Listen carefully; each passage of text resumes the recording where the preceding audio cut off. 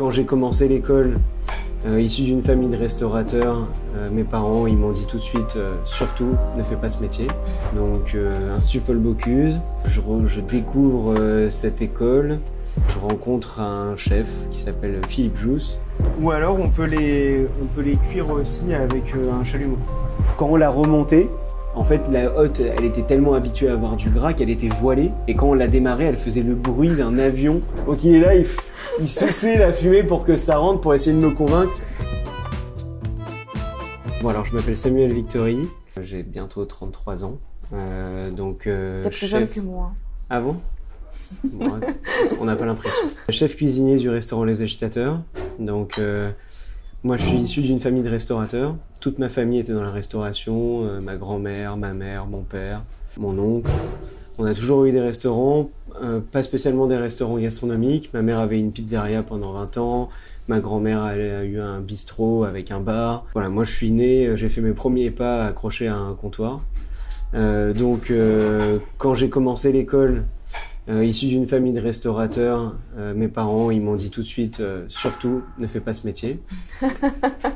Voilà, parce que c'est un métier qui demande beaucoup de temps et tout ça. Moi ça se passait bien à l'école, donc j'ai eu mon bac, après j'ai fait des études supérieures, j'ai fait une école de commerce, voilà, j'ai eu un diplôme, management, droit, économie. Et à ce moment-là, l'idée de la cuisine quand même, c'était quelque chose qui était ancré en moi depuis longtemps. Et j'ai décidé de postuler à l'Institut Paul Bocuse. J'ai eu un an de transition puisque c'était pas la bonne date de rentrée, donc j'ai passé un an aux États-Unis. Et après, j'ai intégré l'Institut Paul Bocuse. Donc Institut Paul Bocuse, je découvre cette école avec un regard sur la gastronomie que j'avais absolument pas, puisque moi j'étais issu de la restauration populaire. Voilà, je connaissais Cyril Lignac, Joël Robuchon. Voilà, mais je n'avais pas une culture gastronomique. Et là, je rencontre un chef qui s'appelle Philippe Jousse, ancien chef de la Maison Chapelle. Et là, je me dis, ok, ça ressemble à ça l'excellence. Veste blanche, couteau aiguisé, un chef qui, quand il épluche une carotte, il devance le mouvement, une justesse dans les ordres, dans les goûts, dans le rapport aux autres. Je me dis, ok, c'est vraiment ça que je veux faire. J'ai envie de toucher un peu l'excellence, ou en tout cas de me rapprocher de ce monsieur, et même je vais un peu plus loin et je me dis, j'aimerais être ce chef-là à son âge. Il devait avoir Putain, je vais pas le vieillir, le pauvre, mais je sais pas, il devait avoir une 50aine d'années à cette époque-là, un peu plus. Donc voilà, et là, je commence mon parcours de cuisine à l'Institut, je rencontre Juliette, et donc j'embrasse totalement ce métier boulémique de cuisine. J'écume tous les concours possibles, il y a une image de cuisine, de pâtisserie. Je passe ma vie à l'école, dès qu'il y a la possibilité d'aider un chef, de faire des extras, de faire quoi que ce soit, voilà, je participe à ça. Je fais mon premier stage à la Pinède à Saint-Tropez, au restaurant La Vague d'Or, avec le chef Arnaud Donquel. Donc en fait, à l'époque, ils avaient 2 étoiles. On est intégré, en fait, on est envoyé selon nos profils dans les maisons, voilà. Donc je me retrouve à Saint-Tropez, je connais pas la maison. De toute façon, je connais pas grand-chose à cette époque. À ma rentrée scolaire, je suis à côté de Léo Troisgros, qui est devenu un super ami maintenant. Quand on fait l'appel, tout le monde dit Léo Troisgros, tout le monde se retourne. Moi, je me dis, ok, il a un nom bizarre celui-là, mais à part ça, voilà, je me dis pas. Donc voilà, et donc la sortie du guide Michelin sort, et la 3e étoile tombe à la Pinède à Saint-Tropez, à la Vague d'Or. Donc là, toutes les chefs me mettent des grandes tartes dans l'épaule et ils me disent, bon, bonne chance, hein, tu vas courir cet été. Et en effet, je découvre ce que c'est un restaurant 3 étoiles.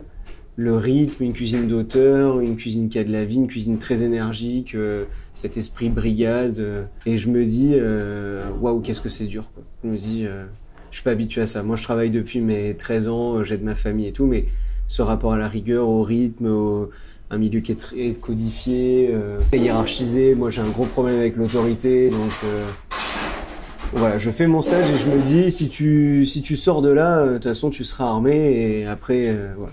Donc après, à la fin de l'Institut Paul Bocuse, on intègre la maison Troisgros avec Juliette. On passe 2 ans là-bas, et une maison qui est aux antipodes de chez Arnaud Donquel.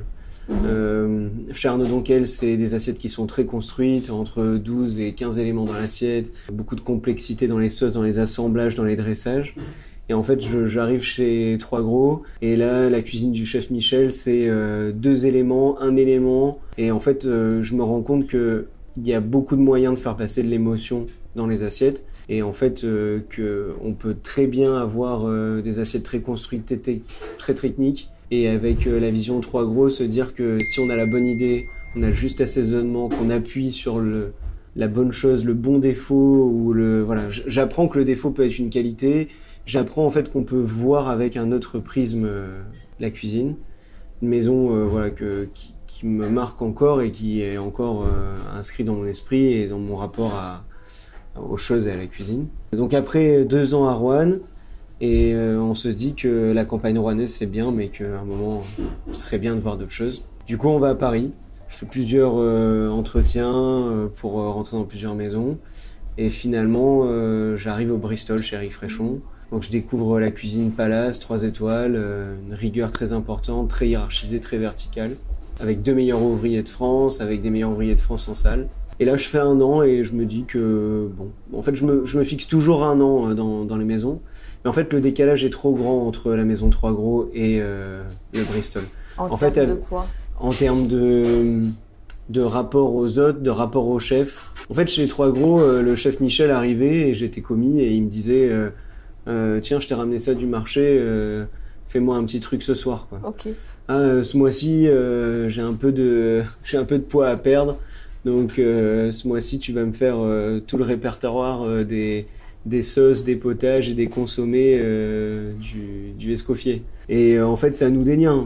Moi, j'avais envie de faire plaisir au chef Michel, j'avais envie de lui faire goûter des trucs qu'il allait aimer, et j'étais dans une approche en fait d'une envie créative, et c'est ça qui m'a vraiment donné envie. Quand je me souviens que j'avais fait un petit plat chou-fleur ad hoc avec un peu de poutargue, je lui avais fait goûter ça avant le service, on l'avait mis dans un menu, enfin moi j'avais dû écarquiller, quoi, de me dire qu'un plat d'un commis pouvait rentrer à la carte d'un restaurant 3 étoiles, même s'il n'est pas resté longtemps, c'était touchant. Et en fait je retrouve pas tellement ça au Bristol.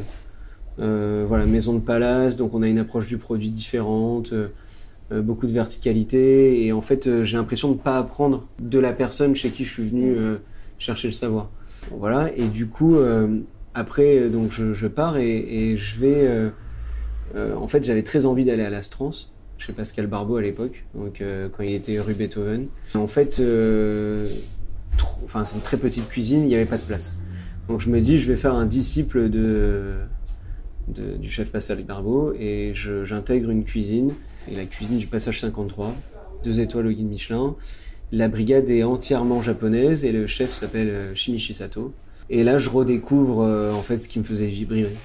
Une petite équipe, tout le monde se connaît, on mange ensemble au personnel, tout le monde a envie de faire plaisir à l'autre, le rapport au produit, on fait attention quand on épluche une carotte, on jette pas les épluchures, on fait un truc avec. Et en fait, on fait une cuisine française avec des techniques japonaises, une culture du produit exceptionnelle.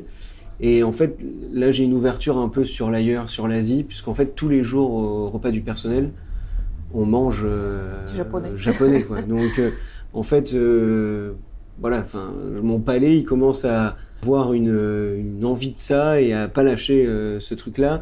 Et du coup, je creuse un peu la cuisine japonaise, la cuisine chinoise, l'Asie du Sud-Est.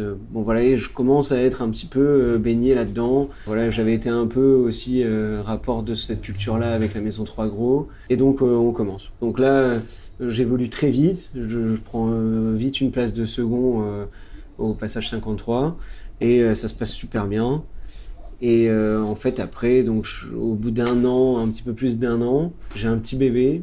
Donc voilà, notre premier enfant avec Juliette, notre petite Luce. Et en fait, elle naît et je me dis que, bon, est-ce que Paris, avec le rythme des coupures, bon là, bien sûr, hein, je parle pas de tout ça, mais on est sur un rythme à 80 heures par semaine, on se lève à 8 heures, on coupe 1 heure, 1 heure et demie, on revient, quand on a le temps, enfin à Paris, j'avais pas le temps de couper, donc on restait à se balader, aller dans un café, parce que les trajets sont tellement longs que En fait, ça vaut pas le coup de rentrer et voilà. Et là, je me dis quand même, ma fille, elle naît et il faut que je change un peu certaines choses et on va se rapprocher du sud de la France. Donc moi, je suis originaire de Hyères et avec Juliette, on nous prête une maison au Lavandou et du coup, on commence à chercher voilà, vers chez moi, dans le sud de la France, dans le Var. Et on trouve pas de restaurant, c'est très difficile.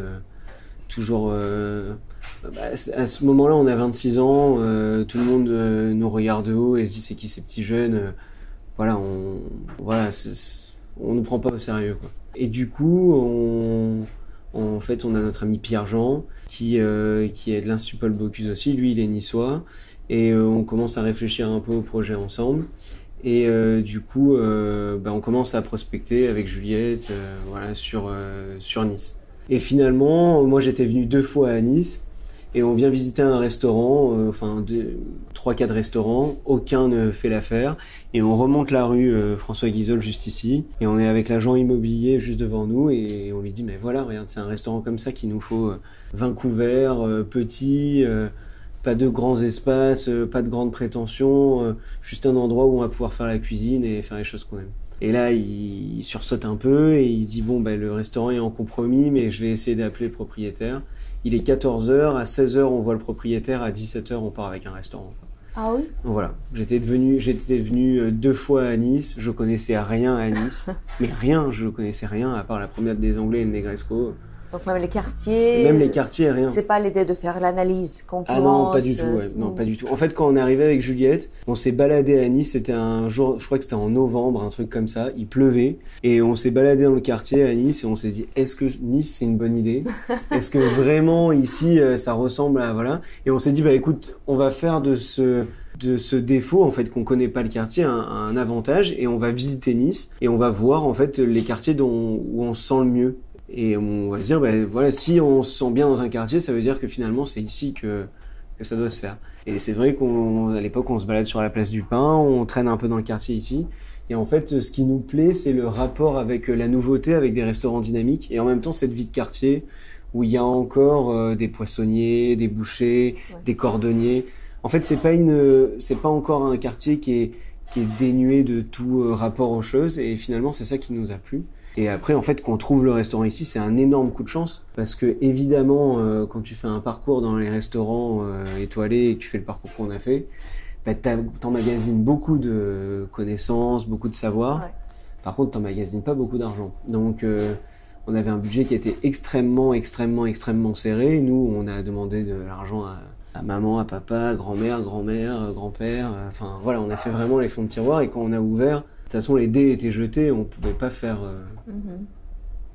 autre chose, quoi. Enfin, c'était obligé que ça marche. Si ça marchait pas, en fait, on emportait les économies de la famille, quoi. Donc en fait, quand on ouvre, la démarche dans laquelle on ouvre au début, c'est de se dire, il faut que ça marche, et peu importe ce qu'on fera, il faut que ça marche.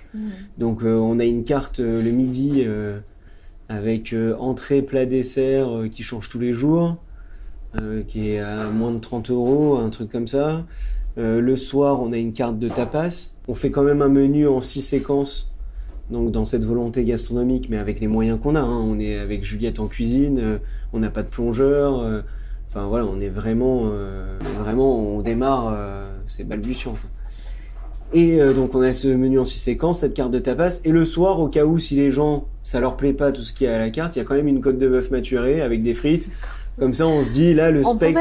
On mangeait une côte de bœuf frite, sauce béarnaise, avec des petits légumes, une salade, un bon jus réduit. Voilà. En fait, on avait tellement peur... J'ai raté ce temps. Ouais. C'est ça, on avait tellement peur que ça fonctionne pas, on avait tellement peur de se planter, qu'en fait, on avait verrouillé tout ce rapport, voilà. Mais bon, le deuxième Covid, on se dit quand même que maintenant, il y a des équipes, il y a des personnes qui sont dans l'entreprise et qu'il faut qu'on continue à exister. On ouvre le garde-manger pour rester dans les commerces essentiels. Jolie tournure de phrase du gouvernement, je ne sais pas ce qu'on doit en penser. Et donc on ouvre le garde-manger, toute la partie traiteur, on réapprend un métier, les pâtes et croûtes, la charcuterie, les plats à emporter. Il y a un beau dynamisme qui se produit et pendant cette ouverture, Michelin à huis clos à Paris. Et là on voit...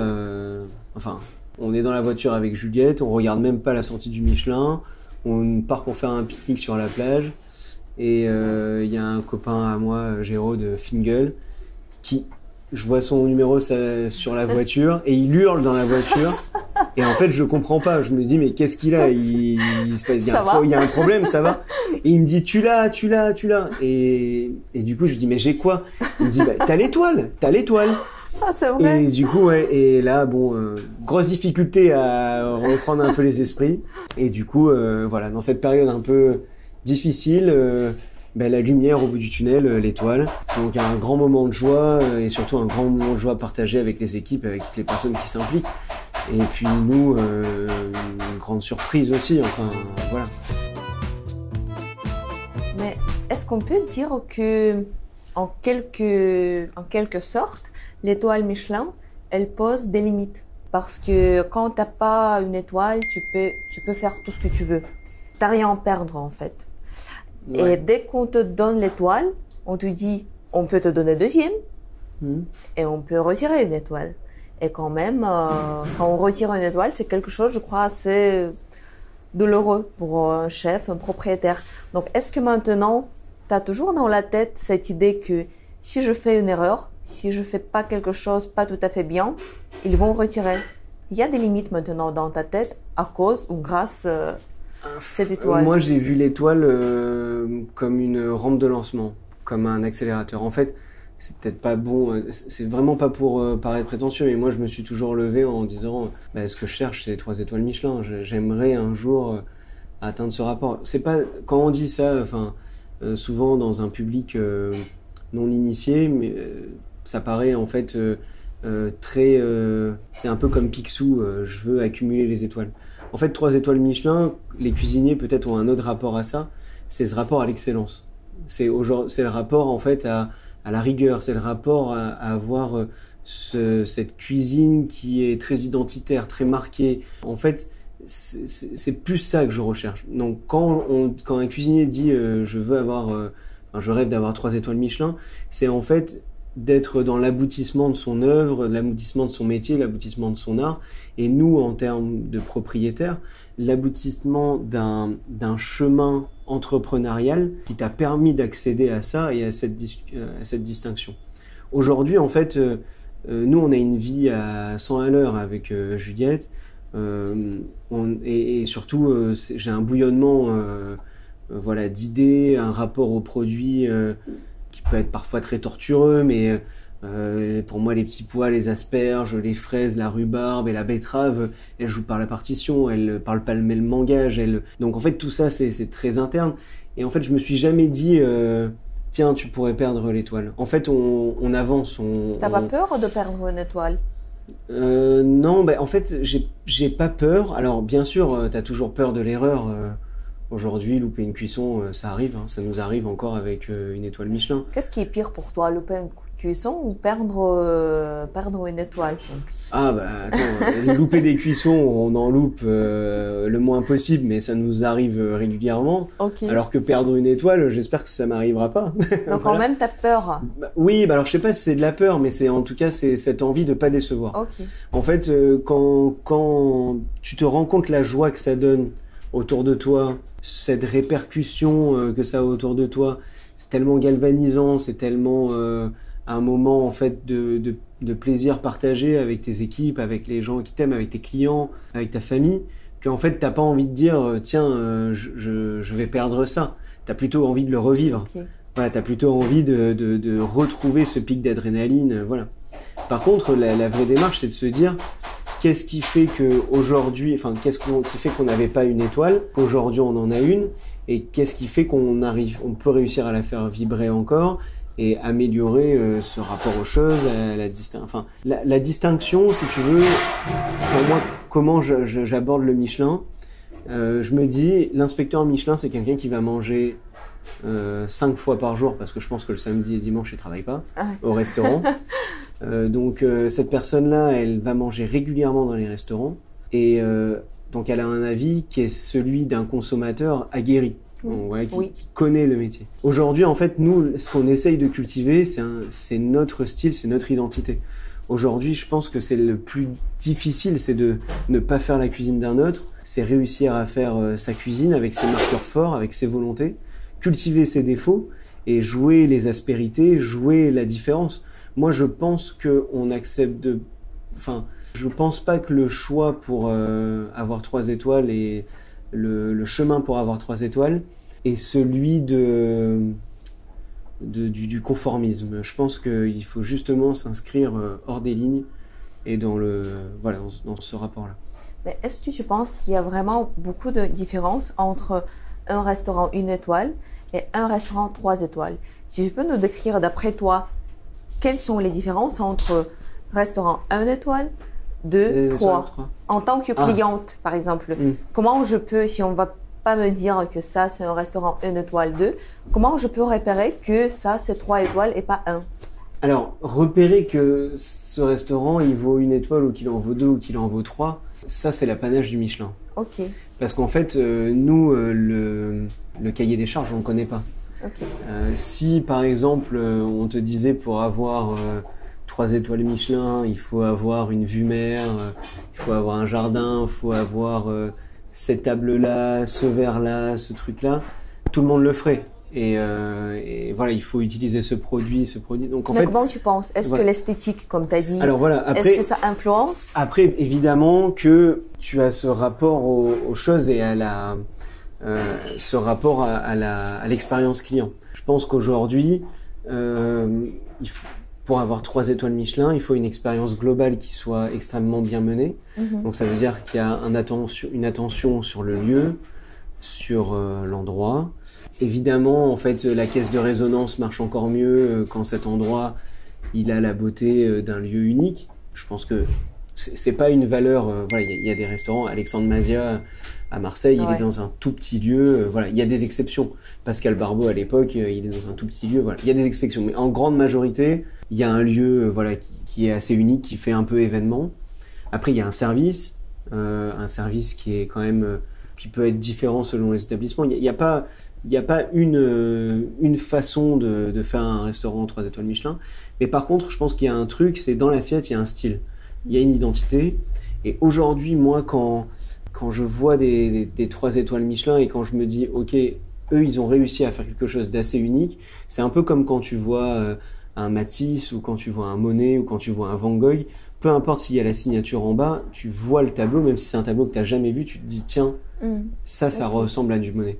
Et aujourd'hui, quand tu vois Passard, tu vois une assiette de Passard, tu te dis, ça, c'est du Passard. C'est vrai. En fait, il n'y a pas d'hésitation. Tu vois une assiette de chez Michel Troisgros, tu te dis, ça, c'est du Michel Troisgros. Et je pense que quand tu arrives à ça, c'est que déjà, l'introspection pour aller jusqu'à ce moment-là dans ta cuisine, tu as réussi à passer quand même beaucoup d'étapes. En fait, tu as réussi à ne plus te comparer aux autres. Tu as réussi à traverser des codes et des lignes qui sont peut-être trop établies. Et en fait, tu arrives à produire une finalité, un prolongement de toi dans quelque chose que tu vas donner à manger aux gens. Et pour terminer l'histoire avec les étoiles, oui. Comment tu peux décrire quelle est la plus grande différence entre un restaurant avec une étoile étoilée, un restaurant étoilé, et un bon restaurant?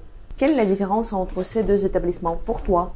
La différence, je pense que c'est aussi ce rapport. Alors moi, comment je la vois, aujourd'hui, il y a plein de bistrots qui pourraient avoir une étoile.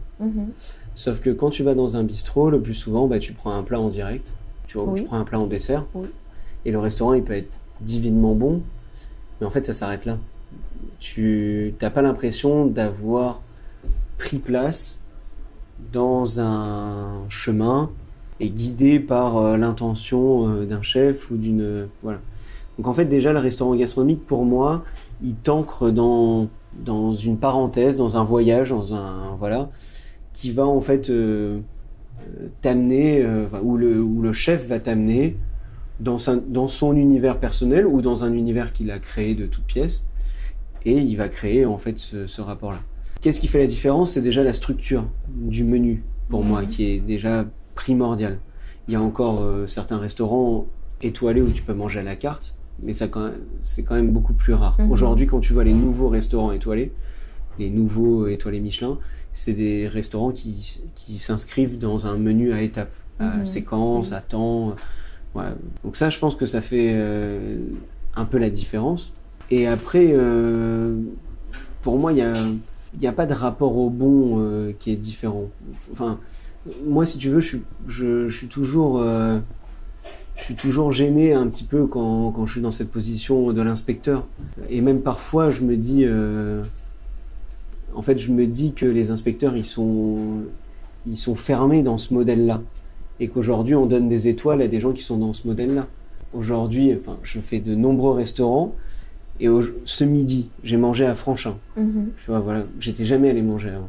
Et j'ai mangé un pigeon magnifique, superbement rôti, une cuisson parfaite, des légumes, un jus tranché. En fait, ce plat, j'ai pris un plaisir fou. Et parfois, je prends plus de plaisir à manger ce plat-là plutôt que 5 plats d'un restaurant étoilé. Voilà. Mais tu vois, est-ce que Franchin, avec un seul plat comme ça, il peut prétendre à avoir une étoile Michelin? Est-ce que c'est sa volonté? Je sais pas. Et tu vois, et cette différence-là, je pense que je l'ai pas j'ai pas la solution, quoi. J'ai pas voilà. Et puis, tu sais, moi je parle toujours souvent à un truc. Tu sais, t'as plusieurs façons d'aborder, d'aller dans un musée. Oui. Quand tu vas dans un musée, que tu vas voir un tableau, ou tu vas voir le tableau et t'attends que ce tableau il te parle et qu'il te fasse ressentir des émotions que tu as déjà en toi. Oui. Et voilà. Et en fait, tu le vois et tu sais pas si ça a été peint à l'huile, en quelle année ça a été peint, peu importe. C'est toi qui te laisses aspirer par le tableau et les sensations que t'en tires. Ça, c'est la première possibilité. Ou alors, tu as la deuxième possibilité, tu prends l'audio guide. Et là, en fait, tu te places devant un tableau et ce tableau qui peut-être à la base ne t'avait pas touché, quand tu comprends l'intention de l'artiste, pourquoi il a utilisé ça, à l'époque où il était, si c'était une époque où justement qui était très cloisonnée, très difficile, voilà. En fait, tu te rends compte et là, d'un coup, tu es touché différemment parce que tu as eu l'explication. Oui. La cuisine, c'est un peu la même chose. Parfois, on amène des plats, tu vois, on fait un plat autour du poireau. Oui. C'est un poireau, tu l'as goûté? Oui, c'est bon. C'est un poireau qui est coupé, très simple, poireau mosaïque, coupé en fines lamelles, blanchi, posé dans l'assiette. Et on vient dessus verser une vinaigrette, c'est une réduction de pot-au-feu dans lequel on a mis de la moelle, un peu de truffe, montée à l'huile de noisette, et on vient verser cette sauce-là. Il n'y a rien. C'est un plat qui n'est pas esthétique, qui n'est pas grandiloquent d'esthétisme. Voilà, c'est un plat où il y a juste un poireau avec une sauce vinaigrette. Peut-être que si je t'explique pas, si je prends pas le temps de t'expliquer le rapport à la sauce, le temps qu'on a mis à la faire et tout ça, tu vas peut-être passer à côté. Et donc on a ce travail-là à faire. Maintenant quelques minutes d'honte et je vais partir. Arrête. Oh mais filme ça, regarde. C'est déjà, c'est bon, on peut laisser comme ça, déjà c'est bon. Voilà. On a tout à peu près. Donc Eddie, qu'est-ce qu'on va faire aujourd'hui? Donc là on a les petites crevettes, là, les gamberoni de San Remo. Ok. Donc il y a deux possibilités de les cuire. Oui. Donc tu vois ici on a un petit barbecue japonais. Avec bon. du Japon, enfin qui vient du Japon, donc il y a la possibilité ou de les poser comme ça sur une grille, ou alors on peut les cuire aussi avec un chalumeau, tu vois, pour avoir quelque chose de. Donc l'idée c'est de les cuire vraiment très peu. Mais à la maison on fait comment? Juste à la poêle? Je vais te montrer, regarde, on va finir la cuisson. J'aimerais bien d'avoir ce prix japonais chez moi. T'as le chalumeau, Cam? Donc ça, c'est une huile qu'on a fait avec les têtes des gamberoni. D'accord. Donc tu vois, t'as la possibilité de faire ça aussi. Tu vois, un petit peu comme ça, très peu. Voilà. Okay. Comme ça, tu as cet aspect grillé. Ah ouais. Un petit peu. Bon, ça, c'est une sauce qu'on peut trouver dans certaines épiceries asiatiques, mais bon, qui sera jamais comme celle-là. Ça, c'est une sauce qu'on fait avec les têtes des gamberoni. D'accord. Avec de la cébette, avec un peu d'ail.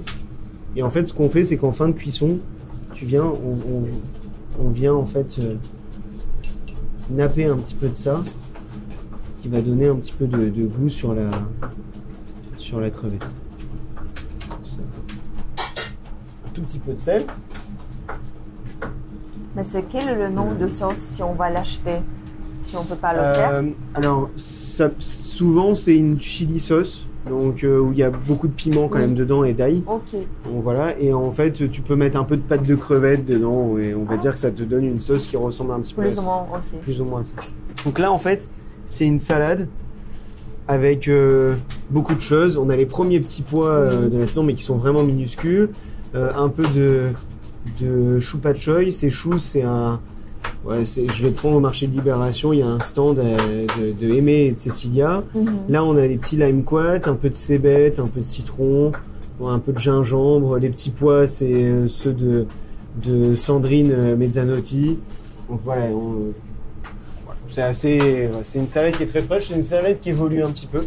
Là, on met un tout petit peu d'huile de noisette dedans. Un petit peu de sel.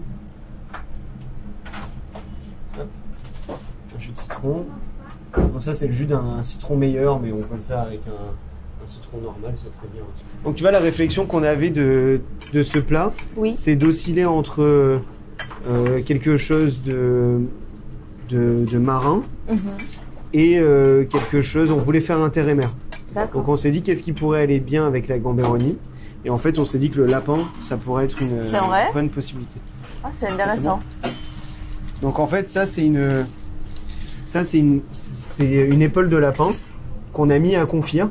Oui. Et au dernier moment, on met pas mal d'ail à l'intérieur. Ok. Donc en fait, tu vois, ça fait un effiloché un petit peu comme ça. Ça prend combien de temps pour le faire? Ça prend... Si tu mets les cuisses de lapin dans le gras, là, comme ça, parfumé à l'ail et au gingembre, ça prend 1 heure. Ok. Et après, en fait, tu enlèves les chairs, elles s'enlèvent toutes seules. Oui. Et tu les mets comme ça dans le gras, et ça tu peux très bien le mettre sur une tartine de pain, c'est super bon. Donc ça on va mettre ça un petit peu comme ça en dessous. Donc tu vois c'est ça qui va donner ce rapport un petit peu au gras, au rapport un petit peu viande du plat. Moi ce que j'aime bien faire c'est qu'on met un tout petit peu de ce gras là qui est parfumé dans la salade. On mélange cette salade, donc cette salade elle va amener beaucoup de fraîcheur et en fait ça va balancer avec la rillette de lapin si tu veux goûter. Tu me dis d'ailleurs si c'est assez... Si c'est bon, ok. Si c'est assez...